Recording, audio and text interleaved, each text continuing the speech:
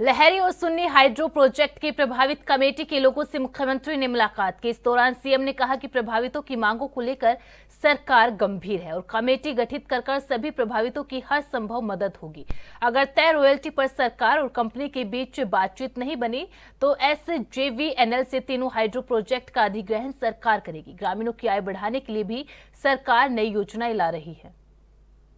मैं हिमाचल के हितों की अनदेखी देखकर भारतीय जनता पार्टी की सरकार ने जो किया है उसका मुझे बड़ा अफसोस है, लेकिन हमारी सरकार इस मामले में हिमाचल के अधिकारों की रक्षा के लिए 12% सुन्नी से भी चाहिए, लूरी से भी चाहिए, धौला से भी चाहिए।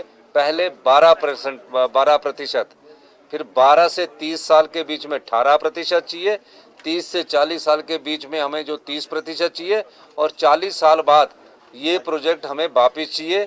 लेकिन ये प्रोजेक्ट उनको जिंदगी भर SJVNL को ये दे दिया गया, चाहे वो धौला सीधा है चाहे डूगर की बात है।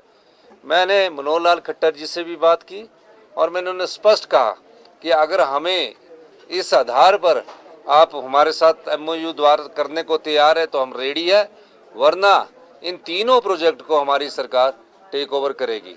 ये जो समस्याएं आई है लूरी के लोगों के साथ, इनकी समस्याओं का समाधान नहीं किया गया है, न लाडा दिया गया है।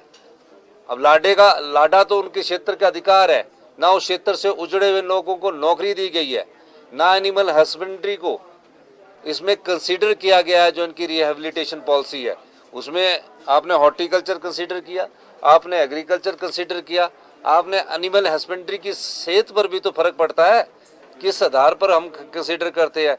और जो इनको बेचारों को कंपनसेशन है वो अभी हमने पूरी तरह दिया नहीं है। हमने सरकार की एक कमेटी बनाकर इन सब पहलुओं को देखने के लिए कहा है और जिनके मकानों में भी दरारें आई है उसमें भी हम उनको क्या कर सकते हैं, इस दृष्टि से भी हमारी सरकार देखेगी। हिमाचल के आम लोगों को किसी प्रकार की तकलीफ ना हो, गरीब लोगों को किसी प्रकार की तकलीफ ना हो। फ़ायदा कमाए बड़ी कंपनियां, आम लोग सफ़र करें, तो इस चीज़ को हिमाचल प्रदेश की सरकार सहन नहीं करेगी। इसलिए हमने आज सिंघा जी के डेपुटेशन को